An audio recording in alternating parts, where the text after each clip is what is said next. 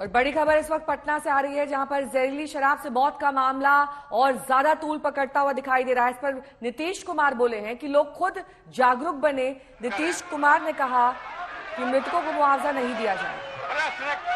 प्रश्नकाल में आप सहयोग करें, आप सहयोग करें, आसन ग्रहण करें। तो अभी तक आंकड़ा 31 का हो चुका है जहरीली शराब से मौत का।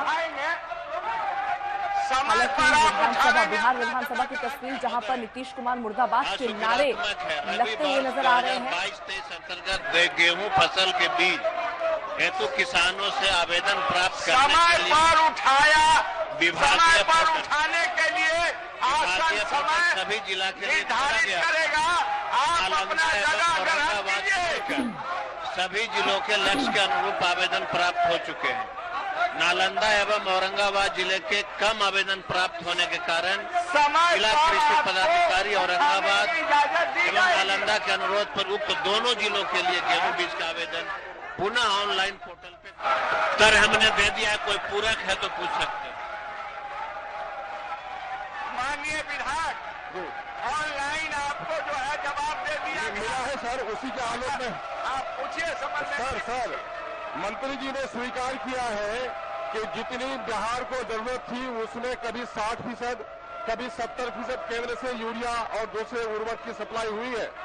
मैं ये पूछना चाहता हूँ कि जो सप्लाई केंद्र से कम हुई, क्या यूरिया, डीएपी, पोटास की सप्लाई का कोई दूसरा रास्ता भी है कि उस कमी को पूरा नहीं करने के नतीजे में किसानों का जो नुकसान हुआ है, उत्पादन में जो कमी हो गया है बिहार में शराबबंदी। इसको बंद सोच लीजिए, जरा हालत समझ लीजिए कितना गंदा। तो जबरदस्त हंगामा विधानसभा में हुआ। सरकार ने इससे पल्ला झाड़ लिया। तेजस्वी यादव यहां तक कहते नजर आए। देखिए, एक बात हम कह रहे हैं कि हम लोग तो प्रारंभ से कह रहे हैं कि देखिए, शराबबंदी का कानून लागू किया गया, इसके लिए पूरा का पूरा प्रयास किया जा रहा है और हर बार हम लोगों ने सब लोगों को जानकारी दी। बापू ने क्या कहा है और उसके बाद आप जानते ही हैं जो रिसर्च आया था पूरे दुनिया का, तो उसको भी सबके घर पर हमने भेज दिया है कि शराब कितनी बुरी चीज है, कितने लोगों की मौत होती है।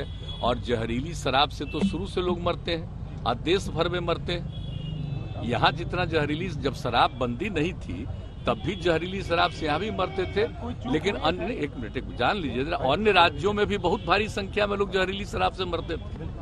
तो हम लोगों ने तो शराब लागू कर दिया, लेकिन आपको मालूम है सबसे पहले 16 में ही ना जहरीली शराब की बात हुई थी और उसका जितना जहरीली शराब हम लोगों ने उस पर कितना एक्शन करवाया। तो जितना जहरीली शराब, और जानते ही हैं कि लोगों को सचेत रहना चाहिए। यहाँ तो शराब बंदी है तो कुछ गड़बड़ तो बेचेगा ही, तो लोगों की मौत हो जाती है। तो इसको याद रखना चाहिए कि शराब नहीं पीना है। शराब बड़ी बुरी चीज है, लेकिन फिर भी कोई पी लेता है। देखिए, ज्यादातर लोगों ने इसके पक्ष में सहमति दी है, लेकिन कुछ आदमी को क्या कीजिएगा, कुछ तो ऐसी गलती करता ही है।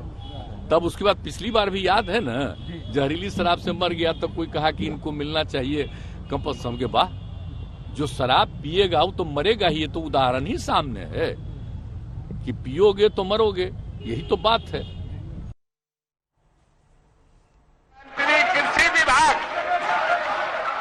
तर हमने दे दिया है। कोई पूरक है तो पूछ सकते हैं।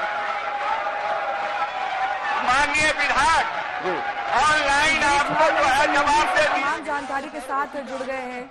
सुजीत, देखिए, ये कहना कहाँ तक उचित है कि जो शराब पिएगा वो मर जाएगा? किसी तरह की जिम्मेदारी तो नीतीश सरकार लेगी ना। जहरीली शराब बिक रही है तभी तो लोग पी रहे हैं और मर रहे हैं इस तरह से।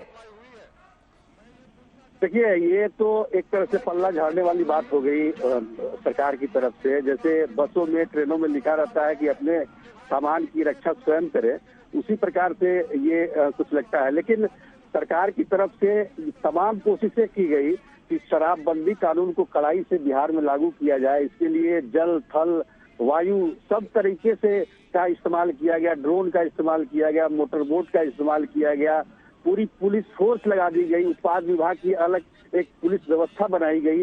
इन तमाम कोशिशों के बावजूद लगातार शराब की तस्करी जारी रही, शराब बनाने का काम चलता रहा और जिसकी वजह से नतीजा ये हुआ कि आज इतने ज्यादा लोगों की मौत हो गई है। ये हम कह सकते हैं कि अब तक की सबसे बड़ी ये जहरीली शराब कांड में जो लोगों की मौत हुई है, इसको लेकर विधानसभा में जबरदस्त हंगामा चल रहा है। वेल में खड़ी है बीजेपी के पूरे विधायक वेल में खड़े होकर नीतीश कुमार मुर्दाबाद के नारे लगा रहे हैं, नीतीश कुमार शर्म करो के नारे लगा रहे हैं, नीतीश कुमार भी बैठे हुए हैं। तो ये बीजेपी का कहना है कि वो सदन चलने नहीं देंगे। और कल जिस तरह से मुख्यमंत्री ने कहा था कि बीजेपी के विधायकों को जिस तरीके से उन्होंने डांटा और जिस तरह से उनका आचरण था, उसको लेकर माफी मांगने की बात हो रही है।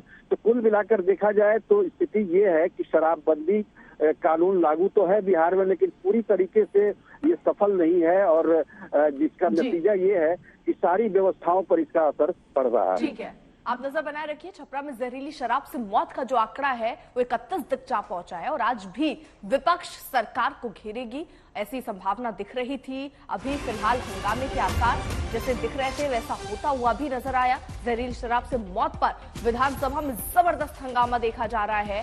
सरकार के बयान जो आ रहे हैं उसको लेकर भी बीजेपी निशाने पर ले रही है, क्योंकि नीतीश कुमार ये कह रहे हैं कि जब शराब पीजिएगा तो मौत होगी।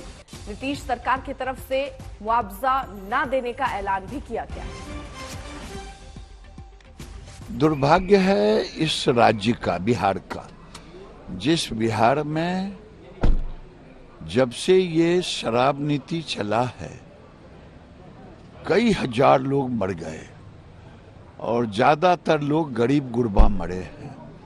लेकिन माननीय मुख्यमंत्री जी थोड़ा सा भी उनकी संवेदना नहीं जगता और जब सदन में कोई उठाता तो उससे इस ढंग का व्यवहार करते कि जो लोग राज्य की जनता कभी मुख्यमंत्री से ये उम्मीद नहीं करता। और मैं तो कल भी कहा कि शराब भगवान की तरह हो गया है। भगवान हर जगह होते लेकिन दिखते नहीं। शराब नीतीश कुमार को दिखता नहीं लेकिन शराब हर जगह मौजूद है।